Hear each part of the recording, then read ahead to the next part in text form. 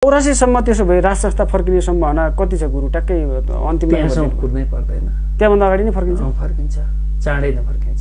कुनै ठुलो मुभमेन्ट हुन्छ अथवा चाहिँ यो वार्ताबाटै राज संस्था हुनै पर्दैन। यही अभियान जुन यो अगाडिको छ, यो करेक्सनले प्रत्यक्ष जनअनुमोदित कार्यकारीको जब संविधान संशोधन गरेर आउँछ त्यहाँ राज संस्थाले स्पेस पाउँछ। लेखेर राख्नुहोस्, त्यो जेएनजीको प्रमुख एजेन्डै छ नि, त्यो त प्रमुख कार्यकारी प्रमुख। एकैचोटि अहिले राजालाई ल्याउँदाखेरि यहाँ सबै यो गरेको सम्पूर्ण हत्या, हिंसा, आतंकदेखि यो सम्पूर्ण विदण्डको टीका राजाकोमा लाग्थ्यो यतिखेर। अहिले ल्याउनै हुन्थेन।